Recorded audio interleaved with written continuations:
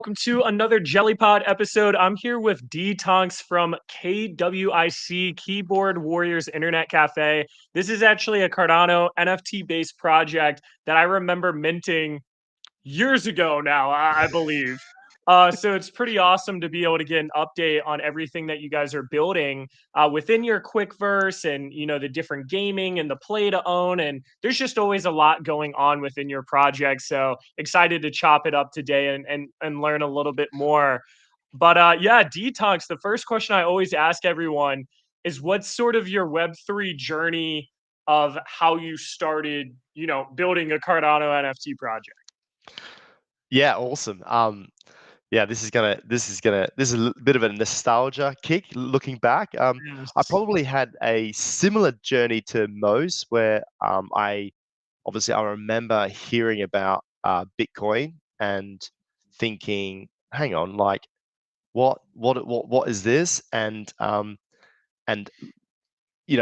the idea of what it stood for. So I guess early on I purchased some Bitcoin, and then I remember, like, shortly after, sort of getting a whole bunch of Ethereum and a whole bunch of XRP, and just sort of following that cryptocurrency sort of journey. And then I probably didn't really do much. I sort of had all this cryptocurrency. I just held it, and I was sort of followingly passively, and hadn't really done much. And I think, like, what happened is, I think NFTs is what really sort of brought me to life.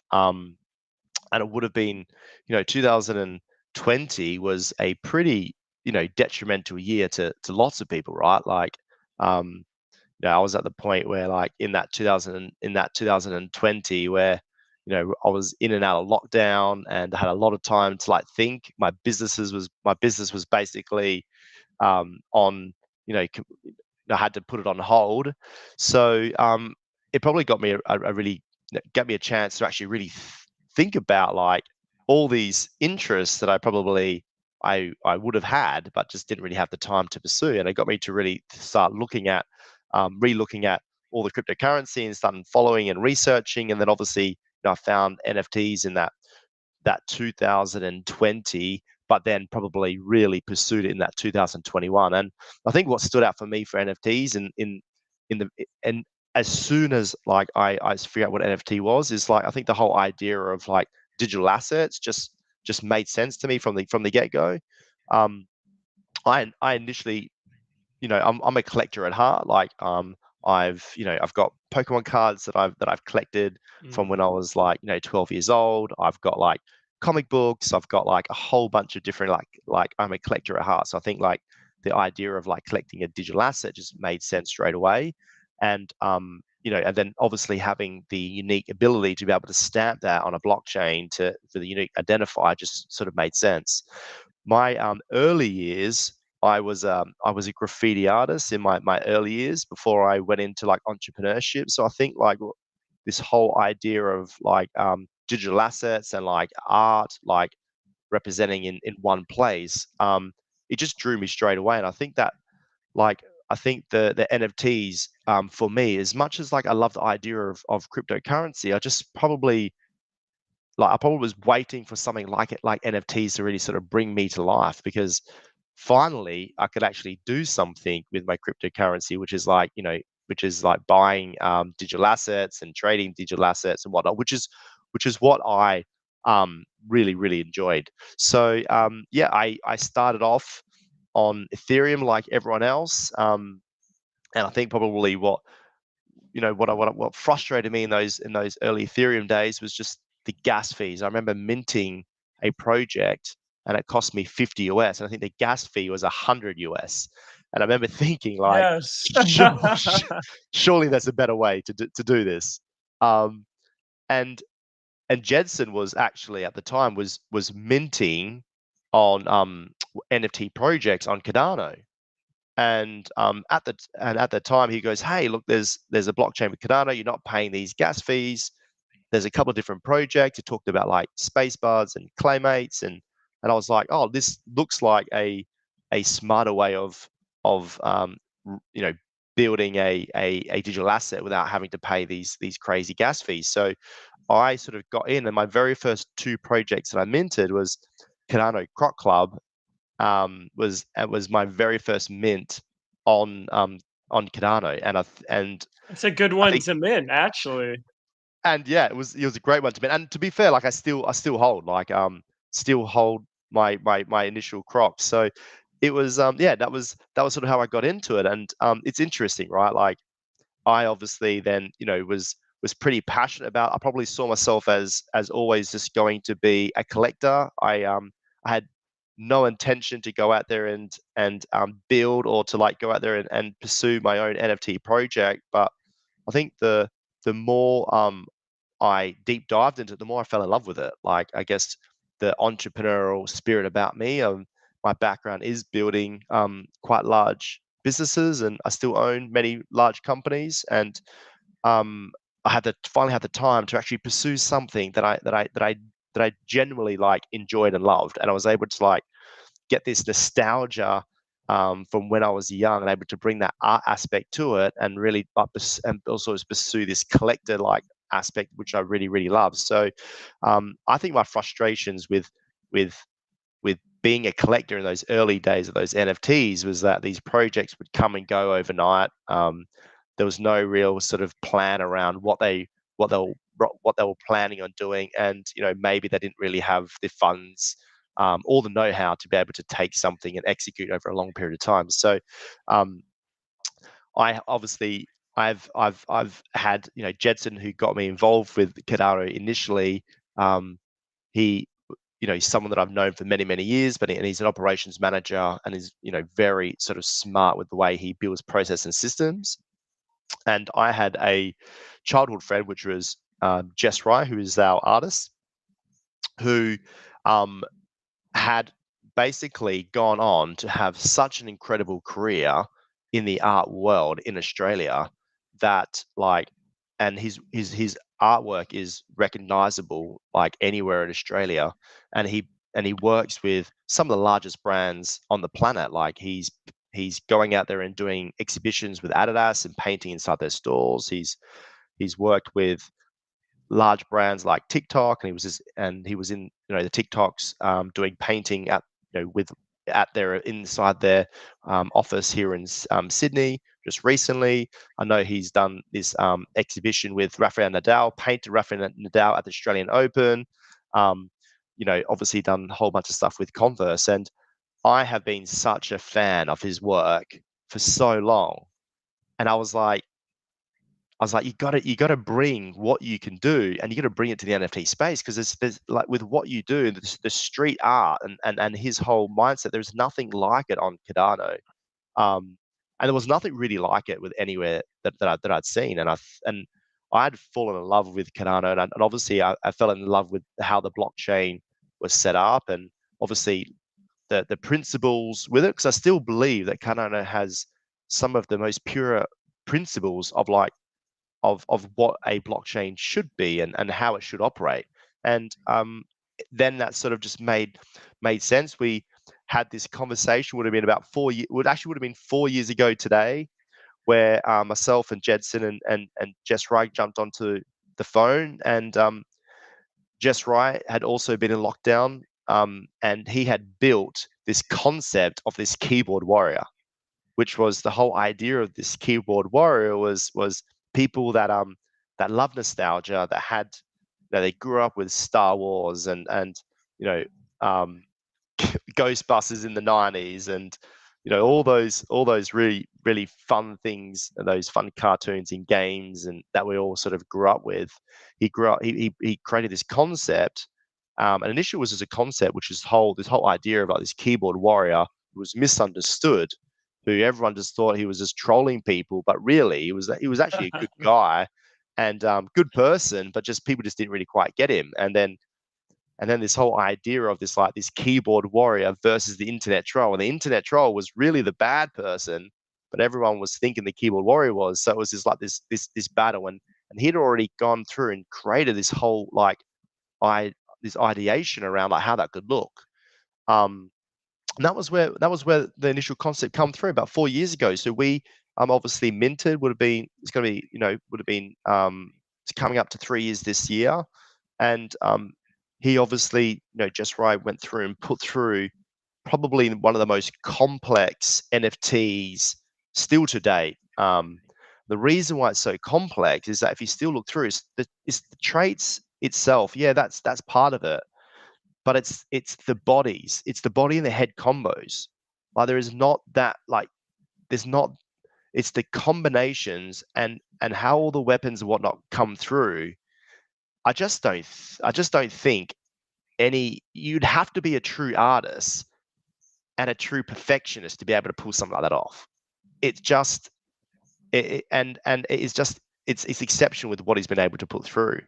And it's funny, right? Like, I'm obviously an entrepreneur, so I understand the numbers, right? Percent of businesses fail year. They're the hard facts.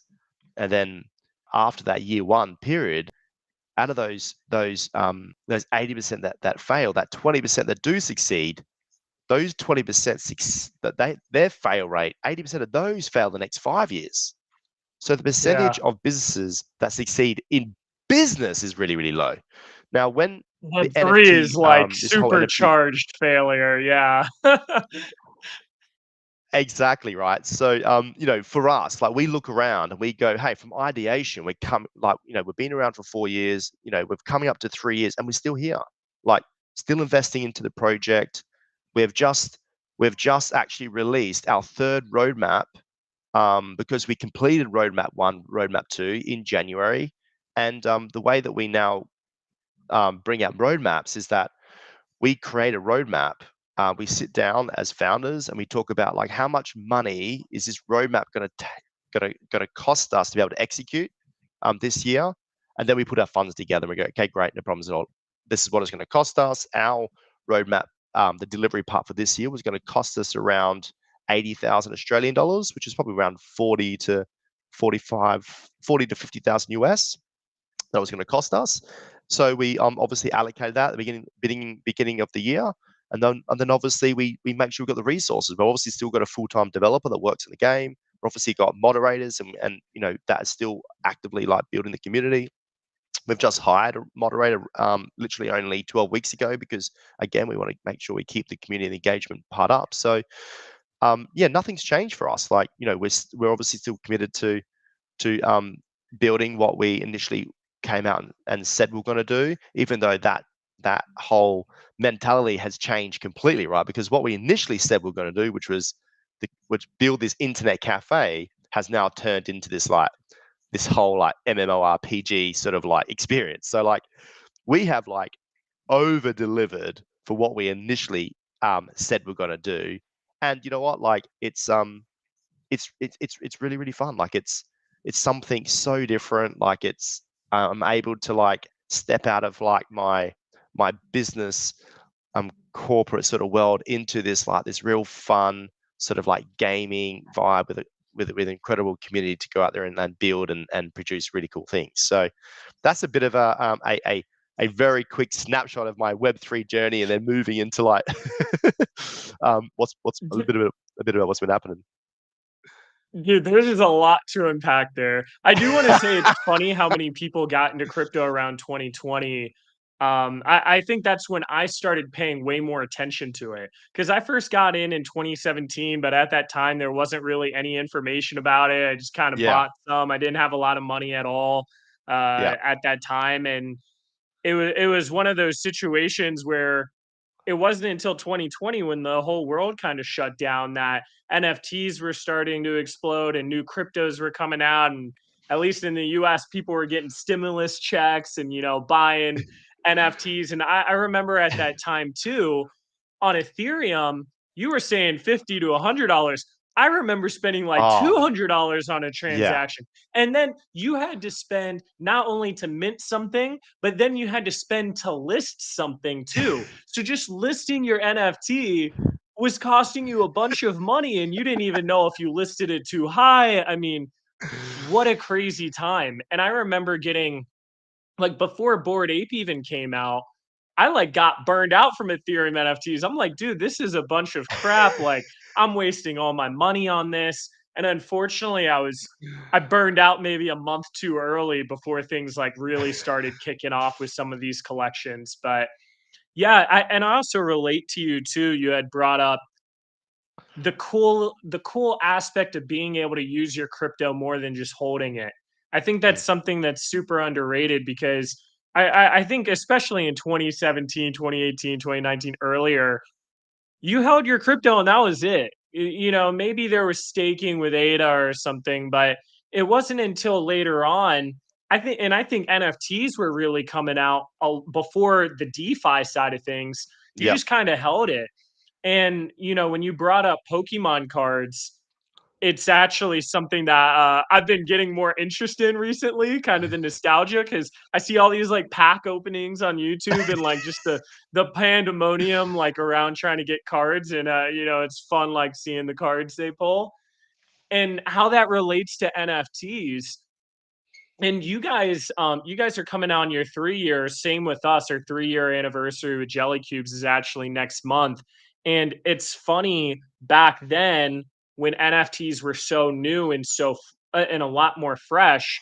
There was a lot more hype. There was a lot more collectability. There was a Mm, lot more people being like, "Look at this new NFT I minted that I have." Hopefully, some of that can come back at some point where people start to value, hey, people collect stuff in real life. Why are we not also having that sort of mindset on the digital? yep. Um, Yeah, I agree. And I have to say, I do miss minting. Like, it is one of yes. like the feeling of like minting, like that whole feeling. Same, open up that Pokemon card. Yeah. Look, I think once these brands like Pokemon and all these other brands like start bringing digital assets in, which is going to happen, right? Like, it's and look, I probably always realized that we're probably too early, right? Like with NFTs.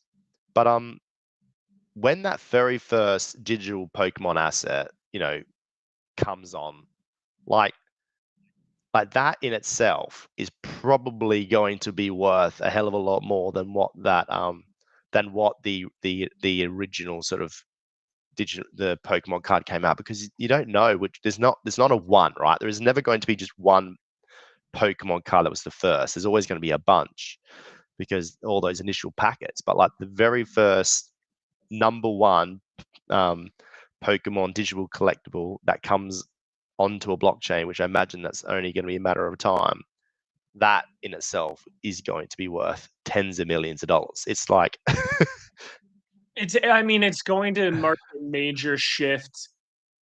It's going to mark a major shift because what's nice is they already have a built up audience and IP where I think that's one of the hard things with collectability. And like for your project as well as other projects like myself, for sure. you are building out that IP. Something like Pokemon has over 25 years of collectability in it. And it's insane. Right now, like when I think of how NFTs could even be a better solution, right now there's an issue being able to buy cards. There's people that are buying up all the cards in Target and flipping them and reselling them. You also Yeah, have people that are weighing the packs, seeing if they have a hollow in them because of the weight difference, and then selling those packs and opening the other packs. You have yeah, people opening packs, resealing the packs, and then selling them on eBay. You even have like fake packs coming out. So it's one of those situations where this is where blockchain technology can actually be a solution where hey, I'm getting what I'm paying for, and you make a market where you're not worried about, oh, did I buy a scam card or something on eBay or in all these eBay fees, but instead you're able to do this all verifiable on blockchain. It's like a no-brainer thing that I think the NFT market has been dead for so long yeah, that people like have just wrote off NFTs when in reality it's like what I just said is an absolute game changer to Pokemon. And when you talk about the business side, like you said, oh my God. I mean, they would be over billions of dollars yeah, like within a month. yeah. 100%, 100%. And I think just with just where everything's going on, like finally the US really thinking about the deregulating it and all the things that like Trump has brought in, like it's probably now they've now got the foundation to really go out there and create mass adoption. Because I think until you get the right, the right sort of governing principles in place to allow mass adoption, those large companies are always going to be a little bit hesitant, right? So I think, I think, yes, we like when were minting NFTs, like the SEC in the US were trying to take down like all the major Yes. block joins were minting on, right? So it's like, we've finally got to the point where they've all been There's the green framework. lit. The framework's finally there, and it's like, well, now the framework's there, there will be the next sort of evolution of what's gonna come next. Obviously there's lots of there's obviously we know there's lots of interest, and that's going to keep coming that way. It's like anything, everything, all sort of like things move and change. If you look at any of those big brands, those especially those nostalgic brands, like how long they were around before anyone sort of caught wind of them. Even Pokemon 25 years ago, right? Like you look at like not a lot of these interesting games, and no one was interested in DC or Marvel until only sort of the last like 10 or 15 years. You think about what these large companies bought the rights for, like Spider-Man, and what they bought the rights for all Mhm. these heroes. Like I remember like Spider-Man got bought for Spider-Man for absolutely like nothing, because I remember reading an article saying, well, they didn't think anyone really liked Spider-Man. He's now one of the biggest like characters ever, and they sold the rights for absolutely nothing. And it's just like, I think you know Marvel and DC were around for 50 years before any of this, and think about what those characters and what they're worth now. And yeah, I think it's just it's for me, it's never been like an if, it's always been just a when. A when, yeah. And now getting into K Keyboard Warriors Internet Yeah, Cafe. yeah, What's kind of and we got into it a little bit, but, like, what's the vision of what you guys are trying to do? Like, yeah, for someone that doesn't know about the project. yeah. I'm gonna do a very quick snapshot on like phase one, Mhm, phase two, and then go into phase three, just to like for anyone who's sort of like jumping and listening. So, look, obviously phase one for us, when we went to Mint, like the whole idea was, we wanted to create this community where, keyboard warriors, were able to sort of like rebrand the name of what a keyboard warrior was. And we're obviously really leaned into the art aspect, and the fun part. um, we did like a charity. We did put 5,000 ADA to a charity, which is all about like online bullying. For us, it was all about building that community part, was really important.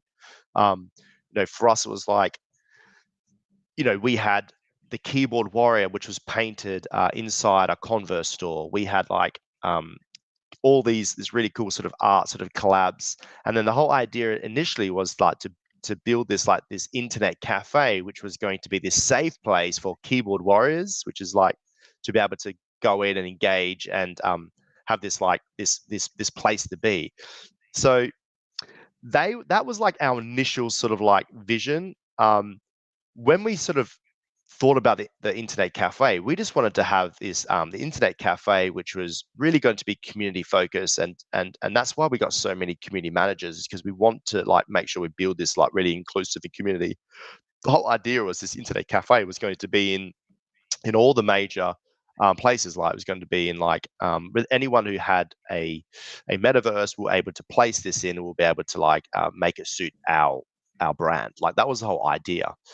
Now, obviously, we realized that every metaverse was going to take a long time to build. So, we obviously, when we released phase two, we sort of thought, well, we probably need to change the way that we're thinking in order for us to be able to like really bring our internet cafe to life.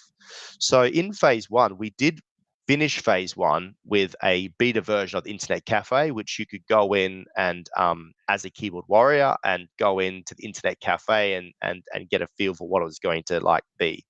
So when we moved into phase two, the whole idea of phase two was actually go out there and build out this quick verse. And when we were talking about a quick verse, we were talking about, well, we loved like engaging in Discord, but we saw the quick verse being like the digital world of Discord where it's full of nostalgia and all the things that we grew up and love that represents like our keyboard warrior brand. Like that was the whole idea around like building the quick verse.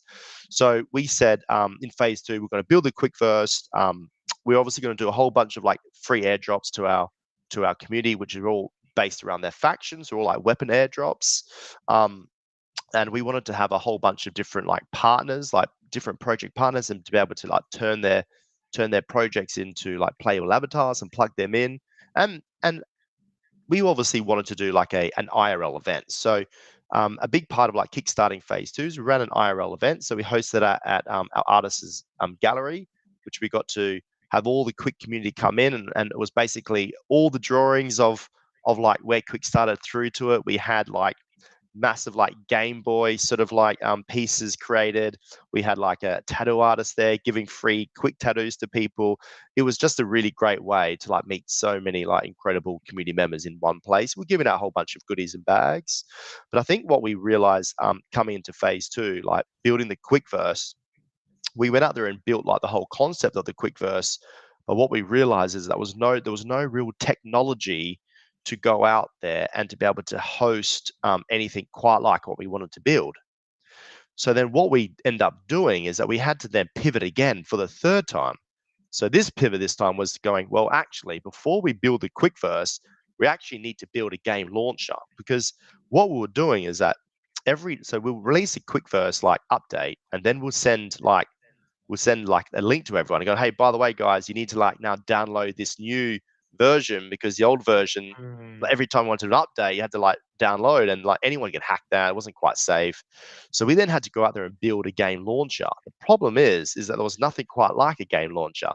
And the one game launcher that was like around, like which everyone does know, was like not Web3 friendly. Like you couldn't have Web3 on their launcher. So I was like, okay, well then we need to build like a game launcher to be able to host our game, which means that any time anyone comes into plays our game, if there's an update, it's a matter of clicking the button, which means that we wouldn't disrupt anyone's gameplay. And anytime they logged in, logged out, if there was an update, they press update, they'll download the update, and then away they go. We could keep it running 24 hours, 7 days a week. So we went out there and built a game launcher. That ended up being a hell of a lot more complex than we realized, building a game launcher. And then we thought that there's going to be a whole bunch of other Cardano gaming projects that also would have the same challenge. So we started having a whole bunch of different conversations, and we went out there and built some games from other Cardano projects. And also we ended up creating the quick launcher so these games could actually have a place to host. So we've got our quick launcher currently live. There's 11 games that are on that. So same thing, every time they want to do an update, it automatically happens. So that sort of got us to the point is like, we then went, okay, so we ended up, so in phase two was about creating the quick verse, which we did. We ended up creating the quick verse and opening up the quick verse, but we ended up spending most of phase two actually developing the launcher. And we just obviously wanted to open up a version of the quick verse and have a bunch of our partner characters in there. We wanted to be able to have our own sort of different keyboard warrior characters in there. And then we end up ticking all the things off that we want to do in phase one and phase two. And that's when we then moved into phase three. And phase three for us was about, the whole idea of phase three is that we wanted our community to have a keyboard warrior that best resembled them into their quick verse. They wanted to be able to put their own avatar inside the game. And that was obviously when, like, the very first mint was the art part, and the second mint was all around like owning your own IP, owning your own avatar that you can build, you can create, you can like engage. So phase three for us, which we launched at the beginning of the year, was about those playable avatars to actually have them inside the quick verse, so you can obviously engage, and you can move around, you can be that character that you want it to be. So it was about getting, and those playable avatars are actually inside the quick verse right now. We've got multiple different sort of maps inside the quick verse. We have missions that are inserted. So we've got Quickie, which is one of our characters, which you need to go find Quickie inside like the quick verse. We've also got like these internet trolls that are our inside the quick verse that you need to like go out there and hunt.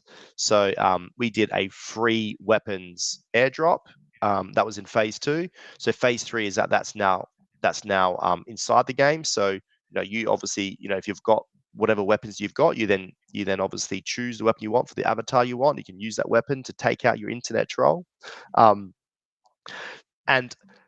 with the whole like aspect of, we obviously did like a summons part where we're going to be bringing the Reaper and the HTML in that, and for us it's about like expanding onto that whole MMORPG game, and keep introducing worlds, games, introducing the world chat feature, the multiplayer part, and really building into that digital asset part.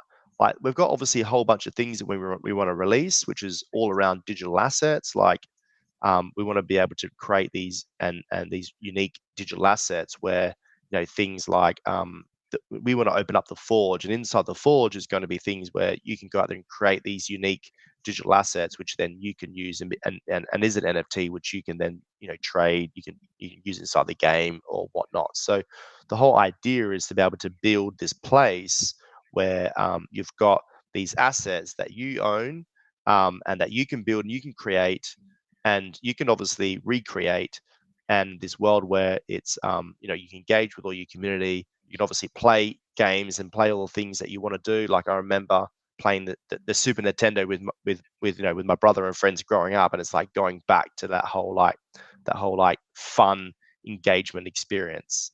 So that's that's a bit about like what we've been up to. Obviously, like when we released the phase 3 roadmap in January, we called it the Bull, and the reason why we call it the Bull is because we believe that there was going to be a change in the market, and I think we have seen that. Yes, not in terms of like with how the NFT market is, but just with how like governments are now reacting to what they classify as a digital asset, and what they classify is not, and what is a security. So I think there's some clarity around what it is. So if anything, we've actually got the best framework to go out there and create. And for us, with to go out there in the phase 3, which is the Bull, for us it's really focusing in on executing all the aspects of the game part and really building those unique experiences for our community. Yeah, it's funny you had brought up in the beginning, sort of over exceeding what your initial promises was. And it's crazy because I feel like I feel that I personally believe that to be true with you. You guys have done so much stuff, having to go through these challenges that you weren't even aware of in the beginning, like needing to build a game launcher that wasn't part of scope. So the fact that you guys are still here, I mean, that's awesome, because I feel like a lot of projects, once the incentive is gone of minting a bunch of money, they're just like, Yeah. So I'm curious, how has it been trying to develop this? Like, what sort of, like, what sort of like challenges have you had in that process? Like, Yeah. because like you've essentially went from building sort of like a more chat sort of friendly Yeah. cafe thing to now transitioning more into an MMORPG almost. Like, how's that journey been? Yeah, like it has been very, very challenging. We probably like, they say naivety is like is pretty key when you're taking on a dev like this, because I think if we knew what we're getting ourselves into, we probably would have made something. We probably would have made something very different, or we probably would have made it like a lot more smaller, right?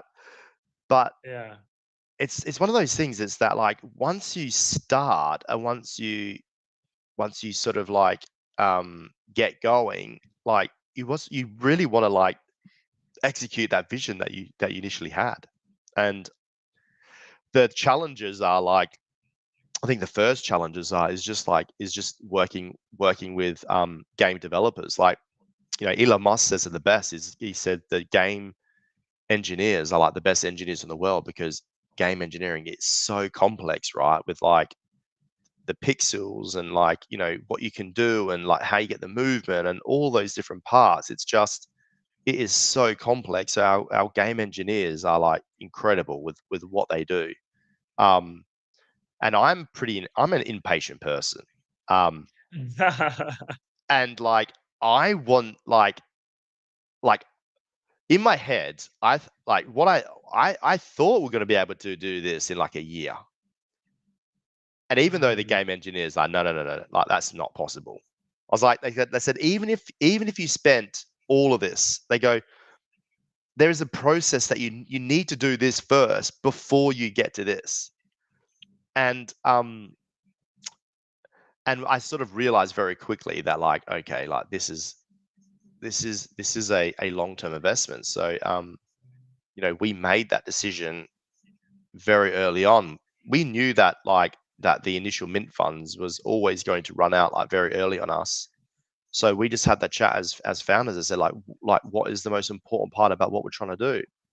And we all made the decision is that the vision was the most important part. So we made that commitment that regardless of like what happened in regards to the funds, that we wanted to be committed to the project every single year. So we just said, hey, you know what we'll do is that we will do a budget and we'll talk about it, at the beginning, and we'll talk it through to our community at the beginning of the year, and we'll say this is how much we're investing into the project this year.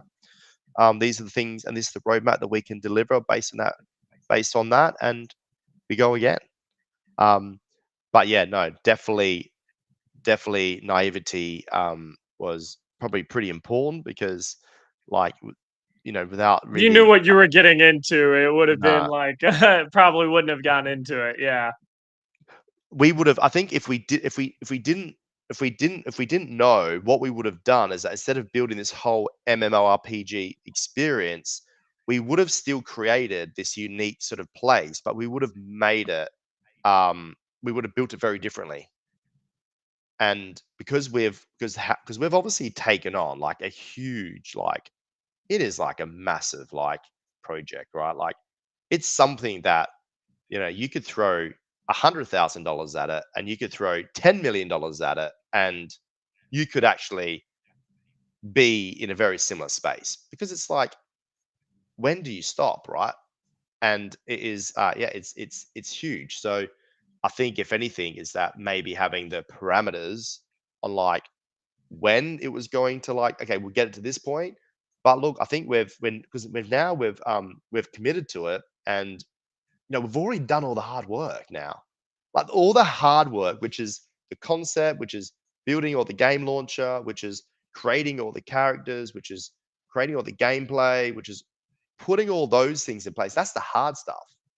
Now for us, like, because we've done all the groundwork, now it's just a matter of like going, okay, when are we going to turn on the world chat feature? When are we going to turn on the multi chat? How are we going to introduce aspects of like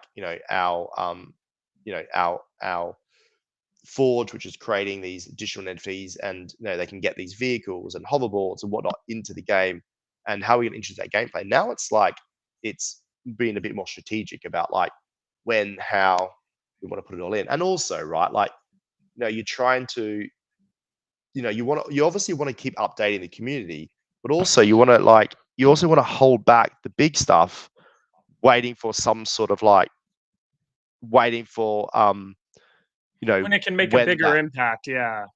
exactly right. And it's like, you can go up, you can jump in Discord every single day and spend 16, 18 hours a day in Discord and like, talk about what we're trying to do and whatnot.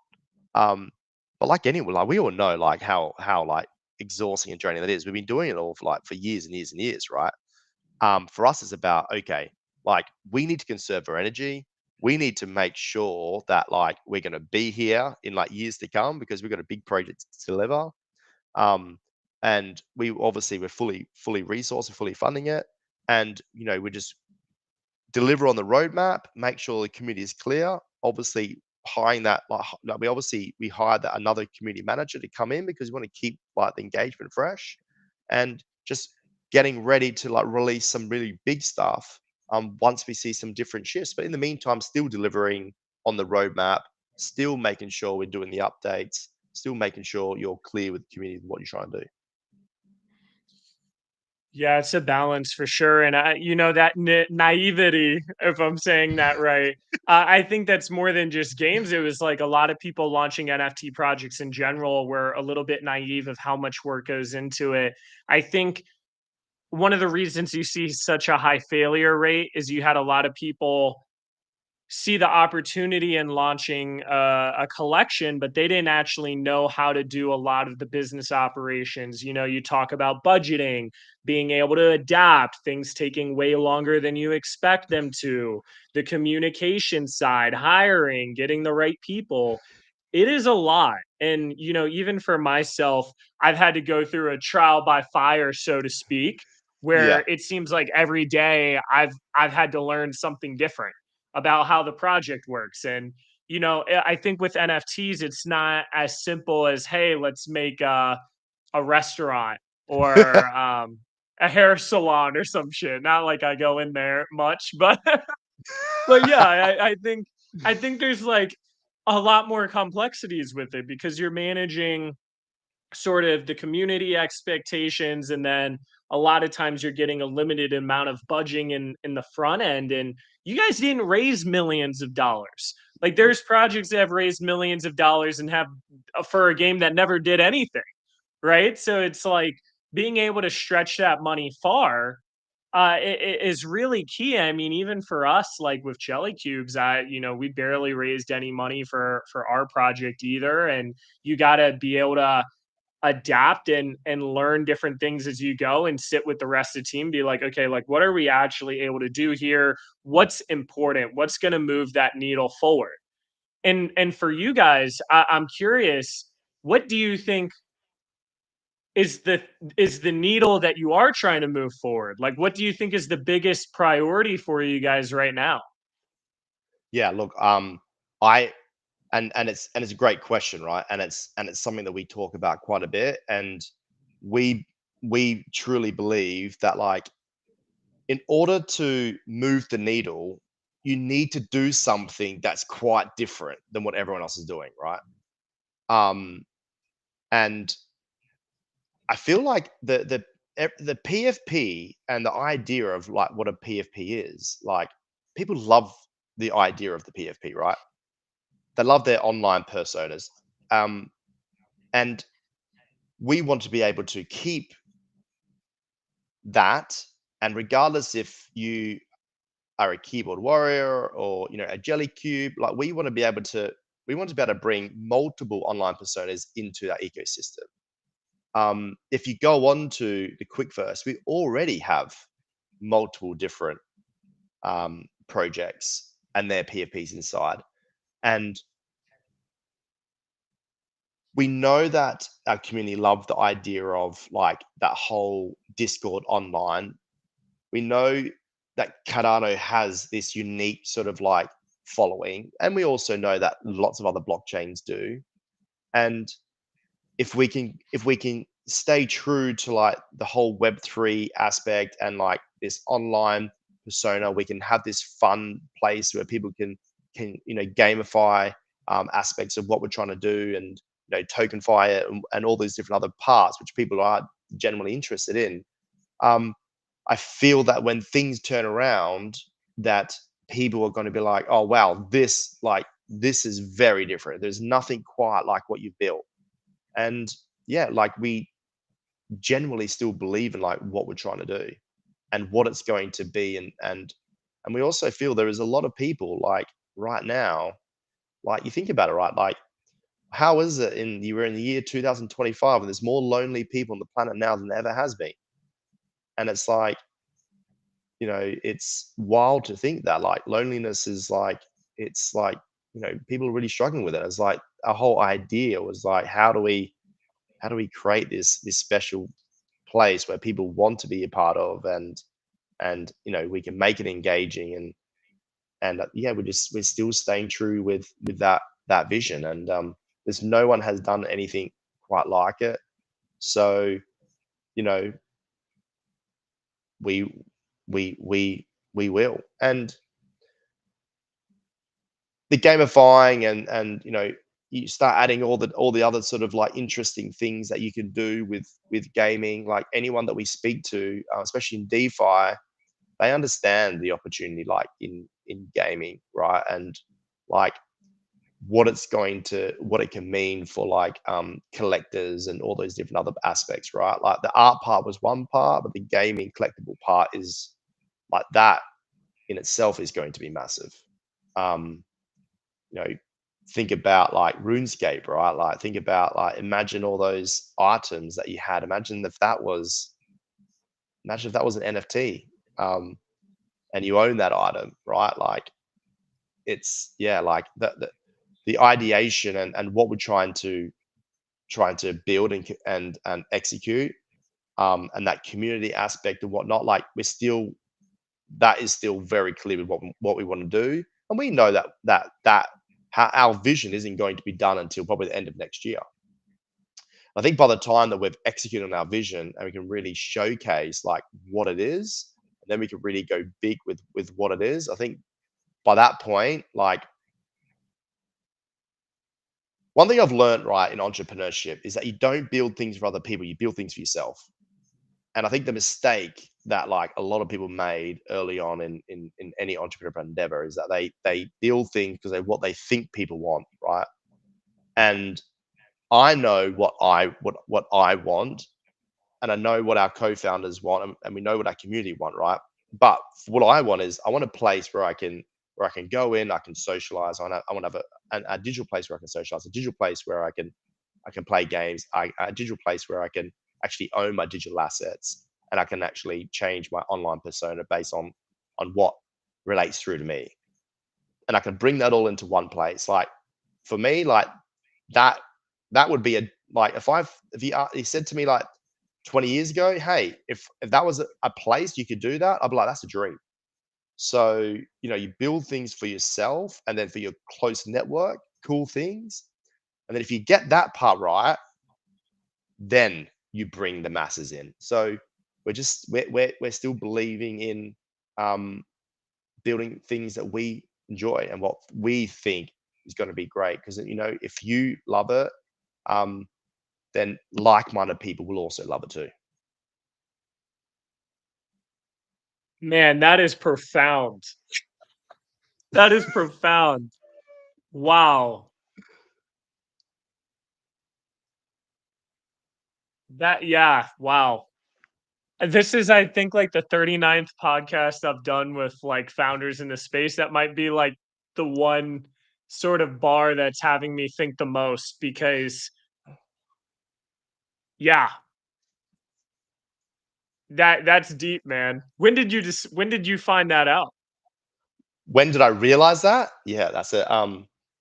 I would say at some point about a year ago, we just kept we just kept changing. Like we just kept changing, adding things in because we're like, oh, like this is what this person's doing. Let's add that in. Oh, this is person's doing. Let's do this. Let's Mhm. do that. And I think you just when you start doing that, because you're doing it for the right reasons, right? You're doing it because you want you want people to be like, wow, these guys are thinking about like what they're trying to do. Like they're trying to like find ways to like engage other people. And about a year ago, we just sort of like realized, what we did, right? This is the realization. I remember we did a post every single day for a month, right? Every day for a month, like incredible posts, like about what we're doing, videos and whatnot. And then we did nothing for a month. We just did a test and nothing changed. Like there was no change. It didn't make any impact. And I think like, and then I think I got to the end of that. I was like, wow, like, you do so much because you want to make an impact to like the community and the people that really believe in you. But then, the realization you have is like, well, the people believed in you initially anyway when we had nothing other than like a question mark, right? And I was like, you know what, like we just need to go back and building cool stuff. Like I remember when I remember like hearing about like the founder of like Nintendo and just like and hearing his philosophy and he was I think it was either the CEO of Nintendo or the CEO of Sega, one of the two. And they made this like statement. They said crypto gaming is boring. And I remember just like thinking, I was like, well, the reason why it's boring is because these people are trying to gamify it. So like trying to gamify it so people can make money, right? And I think that sort of just like really like I think that just really just hit me. I was like, wow, like, yeah, you're right. Like, I think the whole crypto industry has and NFT is turned so much into like trying to like make a dollar when Nintendo and Sega and all these companies have built billion-dollar brands like just creating really cool experiences. And Mm. and I think that is what's going to make an NFT unique. And that's what's going to make a game unique. And I think when we sort of like had that conversation and we just thought, you know what, like let's let's build what we would want to play and how we want to play and engage. Let's build that and then people will come. And look, like, and you might say like in 2 to 3 years time, you might go, oh, actually, like, 2 to 3 years time, you've um, execute everything, and you know what, like, and maybe nothing's changed, right? But one thing that I know internally, and I can live with and die with, is that we achieved and executed. We executed the thing that we said we're going to do, and the thing that we enjoy, and I'm okay with that. Wow. Yeah. I've been thinking about that a lot too with jelly cubes because I feel like in this space, there's so much. I'm honestly dissatisfied with a lot of the crypto space because it's all about make some money quick here and we need you to do this so that you can pump our bags real quick and then we'll sell this and oh this project's doing this and this and it's like dude what are we doing here? I had like this whole conversation in Jelly Cubes recently, revolving around how to, get people incentively aligned within the project. And I think a lot of projects, what they do is they'll do like buy and burns or they'll do this or that. And I've become like increasingly sort of like, what is the point of that? Like, you need to and it's hard because like for us with jelly cubes it's like we started a marketing and advising agency. It's a lot of Yeah, what my focus has gone into has transitioned from looking for an alpha play and is now going into sort of building a company that can actually be sustainable and solve problems and that I believe I can be good at and is something that excites me. And it's like now as we make money from that, how do you drive that value back to your community? And it's like, it's a little exhausting for the expectation for projects to be, oh, you got to gamify the price so that it can pump. When instead, for me, it's like, dude, what if we just built a brand that people wanted to be a part of, that people came in because they wanted to improve themselves, that they wanted to get to the next level, that they wanted that community where not only they can network on a business level, but they can network on a personal level. And instead of driving those revenues to buying back the floor, that money can go into doing and reinvesting in the project in a way that can have tenfold that. But as a founder, you're sort of balancing what the community is used to and wants in Web3 versus the direction that you think things can go. And I'm like, all right, guys, I don't like everyone wants us to buy back a little. Okay, we're going to buy back a little. I'm going to appease this right now. But in reality, in the longer term, like we need to be putting that money into things that can actually help achieve a greater vision, which I think for me is very similar to you in slightly different ways.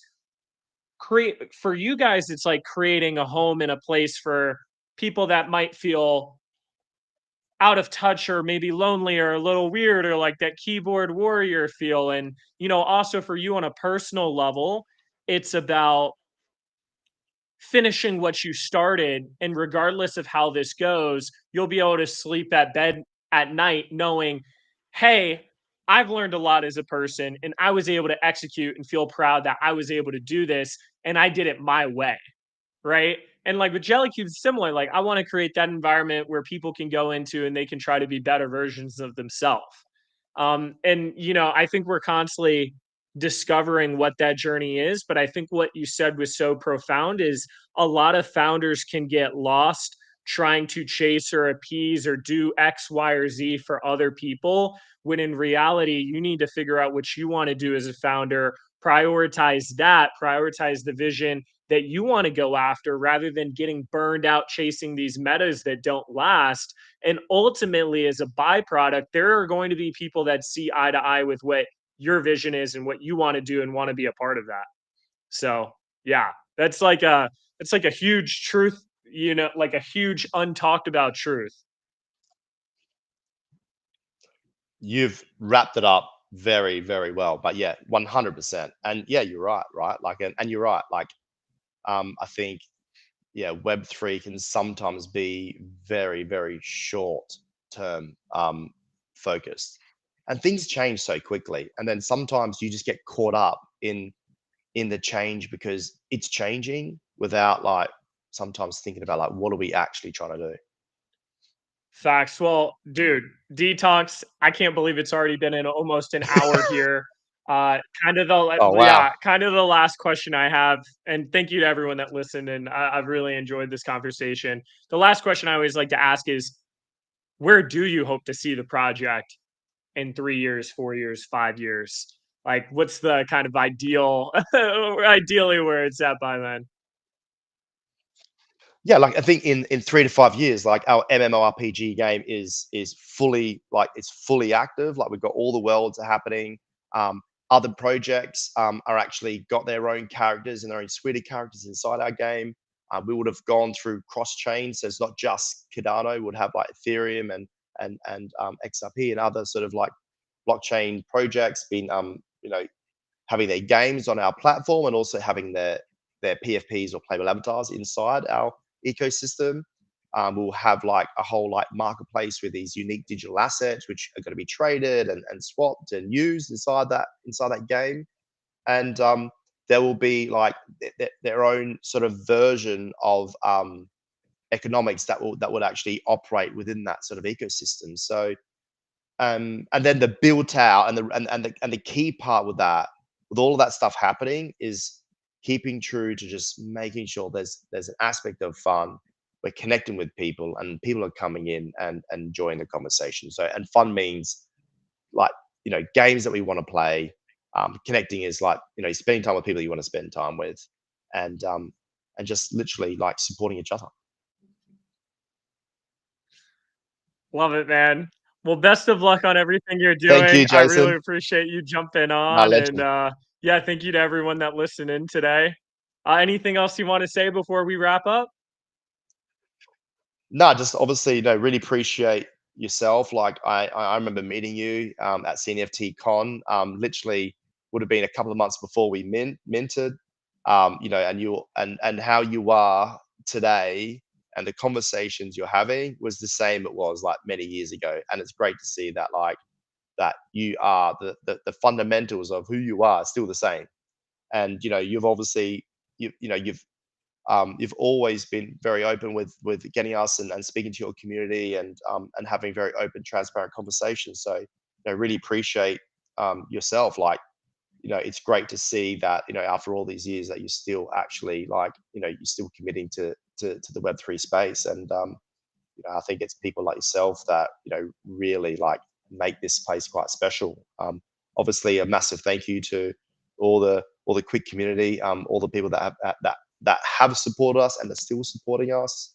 Yeah, we're still around. We're still making things happen.